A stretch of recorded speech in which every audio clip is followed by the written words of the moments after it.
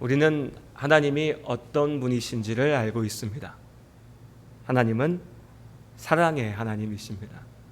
우리를 참으로 사랑하시는 하나님, 그것이 우리가 알고 있는 성경을 통하여 우리에게 선포하신 하나님입니다.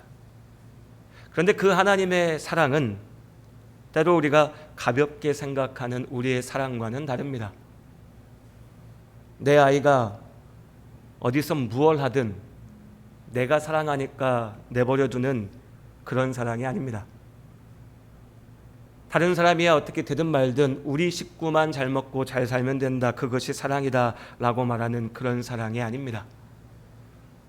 나만 즐겁고 나만 쾌락을 누릴 수 있으면 무엇이든지 해도 괜찮다라고 하는 그런 사랑도 아니고, 나와 이해관계가 맞을 때에만 한없이 관대해지는 그런 사랑도 아닙니다.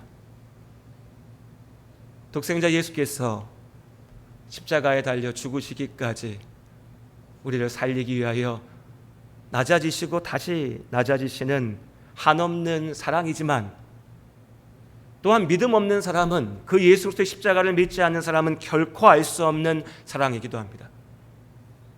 가장 완전한 사랑이지만 그 사랑 안에 있다라고 고백하는 우리도 때로는 다 이해할 수 없는 사랑이기도 합니다. 오늘 말씀 속에서 우리는 그 하나님의 사랑을 봅니다. 예수님께서 예루살렘 성전에 들어가셨습니다. 성전, 다윗 그리고 그 아들 솔로몬의 때에 처음 예루살렘에 지어졌던 하나님의 집, 예배의 자리, 하나님께서 내가 그 자리를 통하여 너희와 함께하겠다, 하나님의 임재를 드러내는 자리였습니다. 말 그대로 하나님께서 이스라엘과 함께하시는 자리였죠. 특히 이스라엘에게는 우리가 누구인가, 우리 민족은 어떠한 민족인가 하는 그 정체성을 드러내는 가장 분명한 표가 성전이었습니다. 예루살렘 성전이 있었기에 우리가 하나님과 함께한다라고 주장할 수 있었고, 그 성전이 있었기에 우리는 특별한 하나님의 백성이라 자랑할 수 있었죠. 그 성전에 예수께서 들어가셨습니다. 다시 말씀드리지만 하나님은 사랑의 하나님이십니다. 그 사랑을 우리 가운데 확증하기 위하여 오신 분이 예수님이시죠. 교회 다니지 않는 사람들도 다 압니다. 예수 그리스도라고 하면 그래, 사랑. 뭐 믿든 안 믿든, 인정하든 인정하지 않든지 간에 교회 가면 자꾸 사랑 얘기하지. 모두가 다 알고 있습니다. 그런데 그 예수께서 성전에 들어가셨다면 이제 어떻게 해야 될까요? 성전의 문이 열려 있어야 될까요? 닫혀 있어야 될까요? 우리가 이야기하는 사랑, 우리가 이해하는 사랑이라면 성전의 문은 이스라엘 모두를 위하여서 활짝 열려 있어야 할 것입니다. 실제로도 그랬습니다. 성전의 문은 열려 있었죠. 심지어 이스라엘 유대인들에게 성전에 나아가 하나님 앞에 예배하는 것은 권리이자 동시에 책임이고 의무였습니다. 해야만 했다고요. 하나님께서 나에게 와서 예배하라고 그들에게 명령하셨으니까 누구라도 올 수 있었고 누구라도 와야만 했습니다. 그런데 여러분, 하나님의 집은요, 누구나 올 수 있으나 하지만 아무나 올 수는 없습니다. 오늘 우리의 자리도 마찬가지입니다. 예배당 문 걸어 잠그고 아무도 들어오지 못하게 하는 사람들 없습니다. 물론 인류의 역사 속에서 죄에 빠져서 그런 모습을 드러냈던 경우가 있죠. 인종차별이 극심했던 때, 여긴 백인들만 예배드리는 곳이야, 흑인들 들어오지 마. 여긴 부자들만 오는 곳이야, 가난한 사람들 들어오지 마. 드러내놓고 주장했던 경우도 있고, 아무도 나서서 이야기하지는 않지만 누구나 다 알고 있었던 그런 벽들을 세워놓았던 때도 있었습니다. 어쩌면 지금도 그런 모습들이 있을 수 있죠. 하지만 우린 누구나 그런 모습 보면 이야기할 수 있습니다. 저거 이상하다고, 저건 잘못됐다고, 저건 하나님의 뜻이 아니라고. 하나님의 교회는, 하나님의 집인 교회는 누구라도 올 수 있어야 하니 그 문을 열어 놓아야 하니까요. 그런데 예수님께서 오늘 그 성전에 들어가셔서 하셨던 일이 뭐냐? 우리 12절 말씀, 12절과 13절 말씀 함께 한 목소리로 다시 한번 읽겠습니다.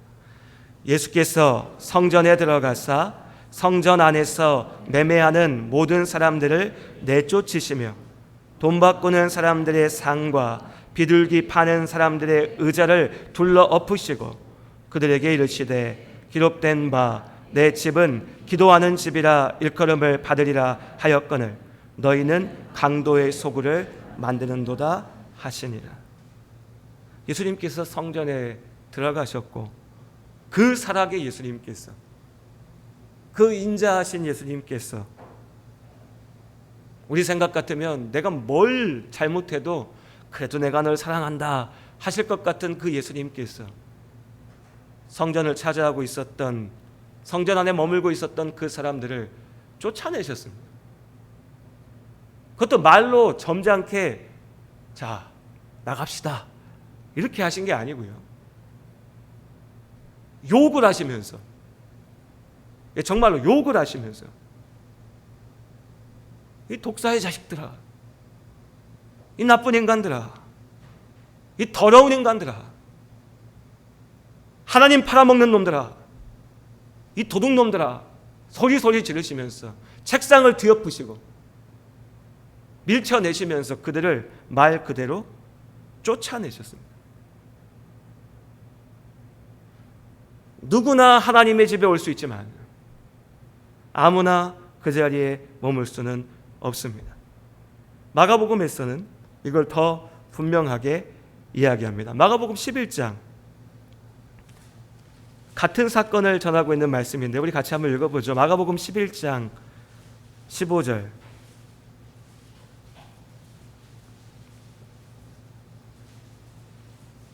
신약 74쪽에 보시면 마가복음 11장 15절에서 우리 읽었던 마태복음 말씀과 동일하게 이야기합니다.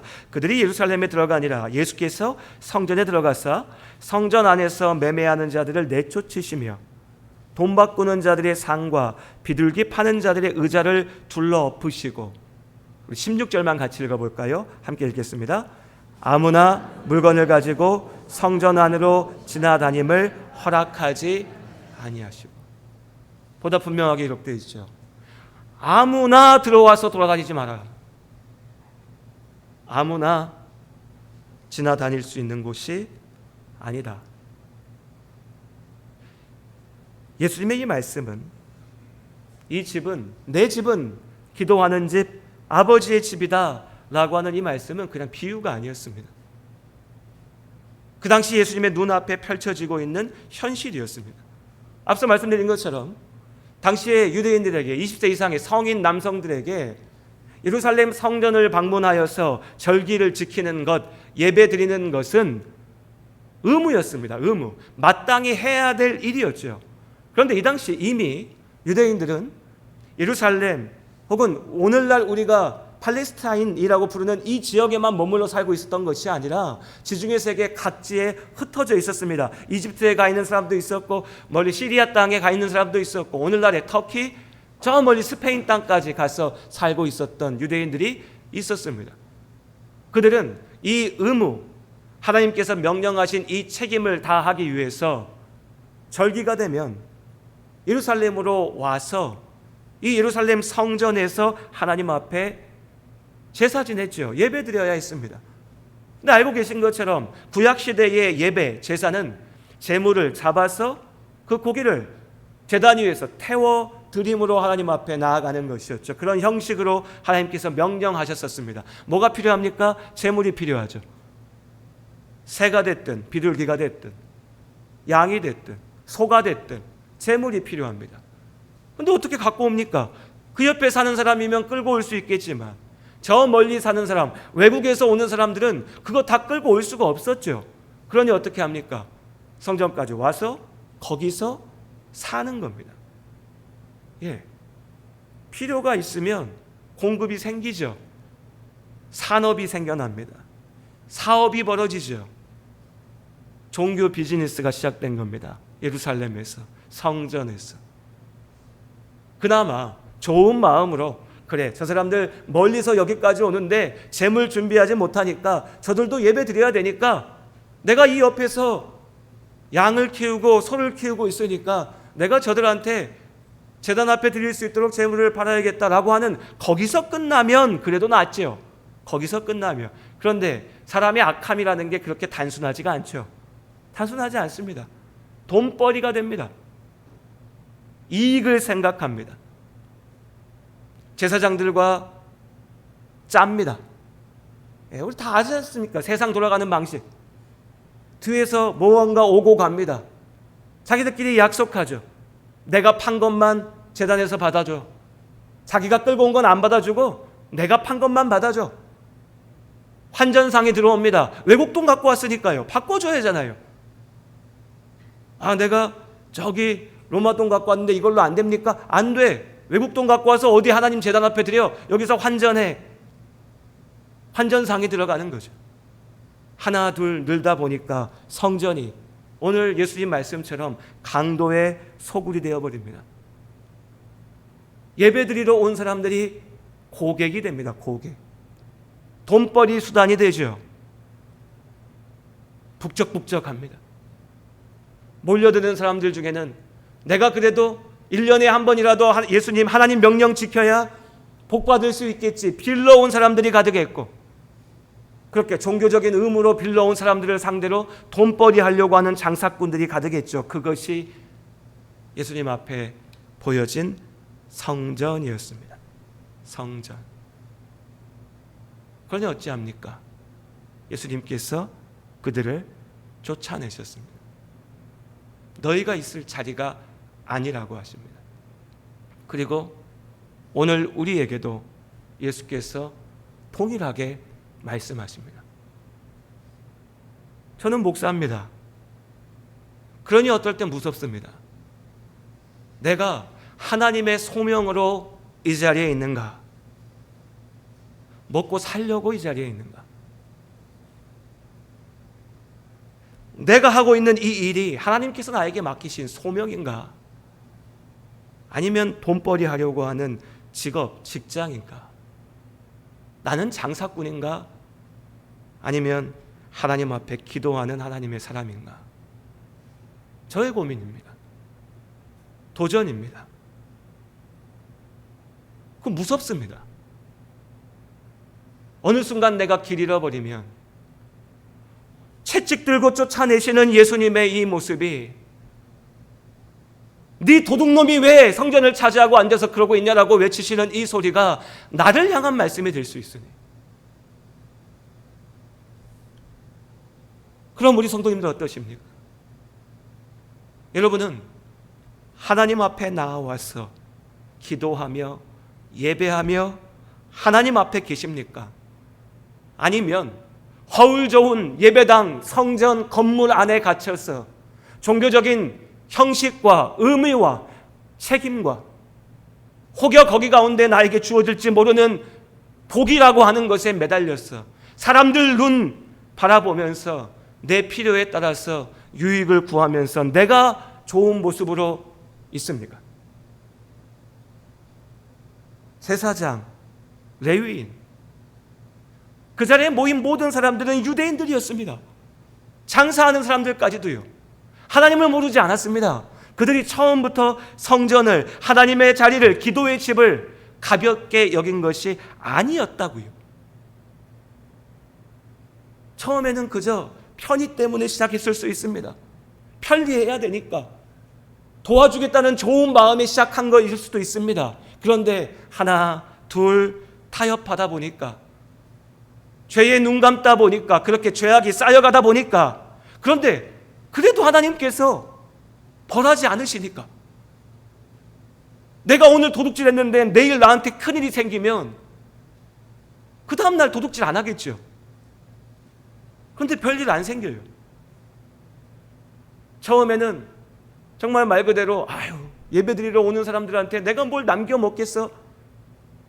그냥 내가 키웠던 그대로, 우리 요새 말로 하면 그냥 원가대로 줄 테니까 당신 가져와도 이만큼 돈 들 테니까 이거 가져가서 하나님 앞에 예배드리시오 했다면, 어느 순간 거기에 하나둘 이익을 붙이기 시작하고, 나중에는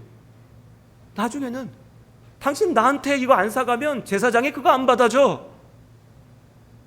너 나한테 안 사가면 복 못 받아. 하나님은 다 어디 가고 돈만 남은 거죠. 그래도 벌 받지 않으니까, 그래도 무슨 일 안 생기니까, 오히려 돈은 쌓여가니까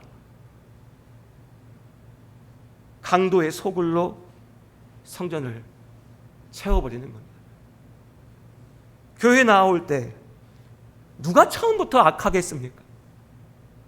누가 처음부터 사람들 속이려고 하고, 누가 처음부터 죄 지으려고 하겠습니까? 어떤 목사가 처음 주님 앞에 내가 하나님의 일꾼 되겠습니다, 소명 가지고 목사 안수 받을 때 죄인 되려고 그 길 가겠습니까? 어떤 성도님이 내가 예수 믿고 주님 앞에 살겠습니다라고 할 때 그 자리에서 나 죄인 되겠다고 얘기하겠습니까? 하다못해 여러분, 하다못해 믿음이 없어도요, 나 솔직히 하나님이 있는지 없는지도 모르겠다, 안 믿어진다라고 하는 사람도 교회 처음 와서 앉아있을 때 왠지 조심스럽습니다. 예, 왠지 조심스러워요. 하나님이 있는지 모르겠지만 옆에서 다 있다고 믿는데 내가 뭔가 좀 잘못하면 나 벌 받는 거 아니야? 내 자세도 태도도 좀 조심스러워지고요.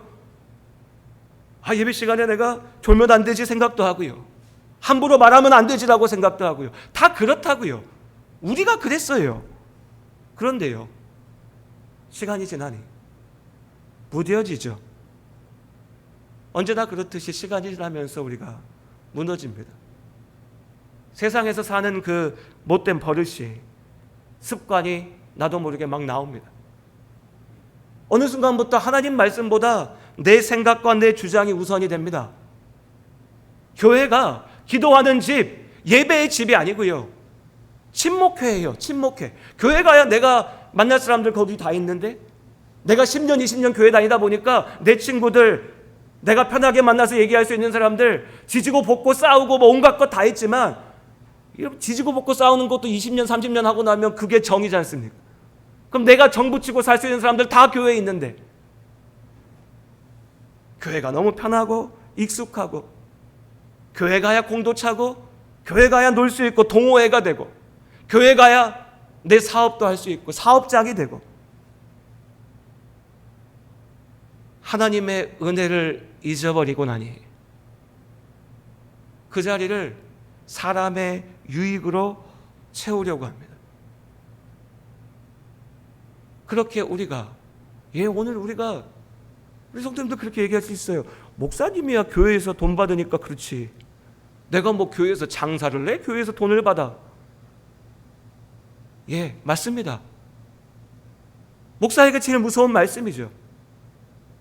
그런데 우리는요, 온갖 다른 방법을 가지고서, 온갖 다른 모양으로 어쩌면 내가 하나님의 성전을 강도의 소굴로 만들고 있지 않은지. 나쁜 짓이 항상 그렇죠. 나 혼자 잘못되면 그게 좀 낫습니다. 죽으려면 혼자 죽어야죠. 근데 어떻습니까? 혼자 죽습니까? 혼자 안 죽어요. 죄가 그렇습니다. 절대 혼자 그냥 안 갑니다. 남을 붙잡고 함께 끌고 들어가죠. 내가 하나님 앞에 서지 않는 것 어떡합니까? 믿음 없는데, 내가 하나님 앞에 죄를 싸질머지고 가겠다는데, 그래서 심판 가운데 던져지겠다는데, 문제가요, 나 혼자 그렇게 하지 않는다니까요. 다른 이가 하나님 앞에 나아가는 길을 가로막습니다. 성전을 차지하고 앉아 있었던 이 장사꾼들이, 종교 기득권자들이, 레위 자손들, 제사장들이 자기 죄로 자기만 죽어갔습니까? 아니요. 그 성전에 나와서 하나님 앞에 나아가는 이들을 함께 붙잡고 함께 무너뜨리고요, 함께 죽이던 겁니다. 그래도 제사장은 좀 낫겠지 생각하고 왔던 이들에게 상처를 주고 실망을 줍니다. 내가 율법도 잘 모르고 뭐 잘 모르지만 그래도 하나님 앞에 진실한 마음으로 나가야겠어라고 하는 사람에게 야, 뭐 그거 아니야. 그 율법 이렇게 피해가면 되고 저렇게 피해가면 되고 살 방법은 많아. 왜 그렇게 고리타분하게 살아? 그러면서도 반드시 지켜야 될 하나님의 말씀을, 하나님의 뜻은 왜곡하여서 야, 그렇게 하지 않아도 돼. 이렇게 바꾸면 돼. 이거 지키면 돼. 이 율법 지키면 돼. 그러면 복 받는 거야. 이것이 예수님 당시에 성전에 있었던 이들이 했던 짓입니다. 그럼 오늘 우리는 어떻습니까? 오늘 이 땅의 교회, 오늘 이 땅에 예수를 믿는다고 말하는 많은 사람들, 거듭 말씀드리지만 목회자들만 그러는 게 아니라니까요. 교회 안에 온갖 모양의 텃세가 있습니다. 비아냥거리는 소리들이 있습니다. 사랑의 말과 따뜻한 인사와 안아주는 소리보다 흠잡고 험담하고 트집 잡는 소리가 훨씬 더 많습니다. 죄악에 맞서서 담대하게 싸우는 것보다 죄를 당연시하고 타협하려고 하죠. 그것이 맞는 것처럼, 그래도 되는 것처럼, 나 신앙생활 오래 했는데 이래도 문제없어. 그렇게 함께 죽어갑니다. 그렇게 하나님 앞으로 나아가는 길을 가로막는 걸림돌이 됩니다.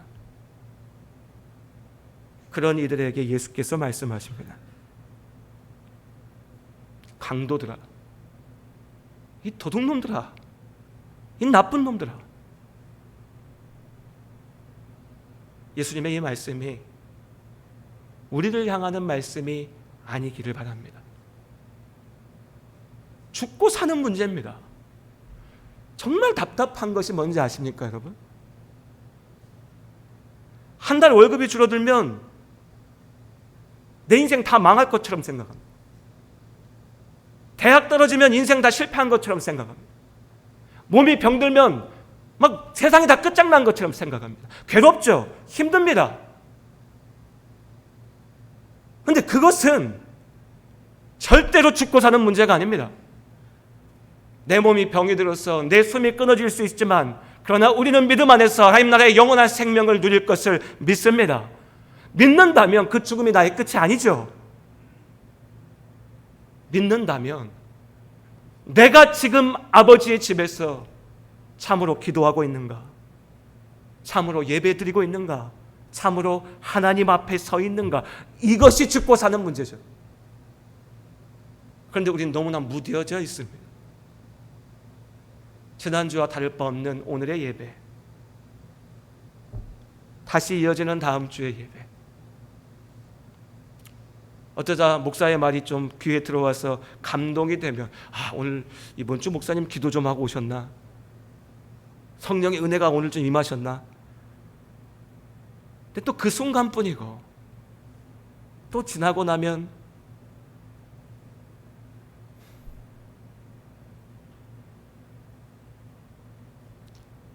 우리의 예배가 하나님 앞에서 살아나는 예배일 수 있기를 원합니다. 이 시간이 내 생명이 결정짓는 시간임을 잊지 말고 기억하시기를 주님의 이름으로 권면드립니다. 살아나시기를 바랍니다. 살아나시기를 바랍니다. 예수님 앞에 쫓겨나는 것이 아니라 주님 부르심 앞에 나아가는 우리들이기를 원합니다. 그런데 그런 예수께서 쫓아만 내신 게 아니죠. 또 부르셨습니다. 마태복음 21장 말씀 다시 보시면 21장 14절 말씀에 맹인과 저는 자들이 성전에서 예수께 나아오매 고쳐주셨다라고 되어 있습니다. 맹인과 저는 자들이 성전에서 예수께 나아오매 예수께서 그들을 고치셨습니다. 여기가 우리의 자리여야 됩니다. 이것이 우리의 모습이어야 됩니다. 그런데 여러분, 이것도 쉽진 않습니다. 쉽진 않아요. 맹인과 저는 자들이 성전에 나아갔습니다. 이 사람들 어떤 대접 받았을 것 같으십니까? 잘 오셨습니다. 어서 오십시오. 환영합니다. 당신이 이 자리의 주인입니다. 이렇게 얘기했을 것 같으십니까? 맹인입니다. 전원자들이에요. 천대받았습니다. 성전 안에 들어가지도 못하게 쫓겨나기도 했죠. 욕먹었을 겁니다. 돈도 되지 않고 아무런 유익도 되지 않고 갖다 써먹을 율법의 조항들도 너무나 멋지게 있으니 야 너희는 부정한 자들이야, 악한 자들이야, 더러운 인간들이야, 어딜 들어와, 하나님의 저주받은 자들이야, 모욕하고 쫓아내고 그 자리에 있지 못하게 막아섰습니다.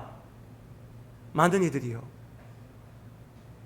맹인과 전원자들이 그냥 그 자리에 있었던 게 아닙니다. 그들은 그 욕을 듣고 그렇게 마음이 상하고 쫓겨나고 무시당하고 괴롭고 힘들어도요, 내가 만나야 될 것은 그 사람들의 소리가 아니니까, 저 장사하는 장사꾼들이 나를 살려줄 거 아니니까, 나를 살리실 예수를 만나기 위하여서 그 자리에 목숨 걸고 나아간 겁니다. 반대도 마찬가지입니다. 교회 안에서요, 나 상처받았고 나 속상하고 나 힘들고 나 어렵고 이거 마음에 안 들고 저거 마음에 안 들고, 맞습니다. 그럴 수 있습니다. 저도 마음에 안 드는 거 되게 많습니다. 예담교회 그렇게 좋은 교회이길 원합니다. 좋은 교회이길 원합니다. 아닌 거 많습니다. 우리 서로 다 마찬가지 아닙니까? 근데 그 핑계 대면서 멈춰 있으면요, 나는 저 길가에서 머물다 죽게 되는 눈먼 자가 되는 거고, 그 길가에서 머물다 쓰러지게 되는 저는 자가 되는 겁니다. 내가 보이지 않아도 주님 바라보며 나아가고, 걸을 수 없어도 붙잡고 기어서라도 예수 앞에 나아갔을 때, 욕먹고 무시당하고 저 악한 자들의 죄악 때문에 상처받은 그 마음 부여잡고 주님 앞에 나아갈 때, 예수께서 성전에서 주님 앞에 나오는 그들을 고치셨습니다. 그것이 성전입니다. 그것이 교회입니다. 그러니 여러분, 우리가 장사꾼 되지 말고 기도하는 자가 되어서 우리에게 맡기신 이 성전 지킬 수 있었으면 좋겠습니다. 제대로 된 제사장이 되어서 우리도 주님 앞에 나아가고 함께하기 위해서 나아오는 많은 사람들 주님 앞으로 이끌고 나아갈 수 있었으면 좋겠습니다. 또 동시에 그 악한 자들이 우리의 앞을 가로막고 상처받게 하고 괴롭게 하는 그때라도 주님 바라보며 멈추지 말고 오직 주님 앞에 믿음으로 나아가는 우리들일 수 있기를 원합니다. 그렇게 나아갈 때 예수께서 우리를 고치시고 우리를 살리십니다. 내쫓김을 당할 것인가, 주님 곁에 머물며 살게 될 것인가. 우리도 성전 안에 있습니다. 그 성전 앞에 합당한 모습으로 서시는 우리 모든 성도님들 되시기를 주님의 이름으로 축복합니다. 하나님,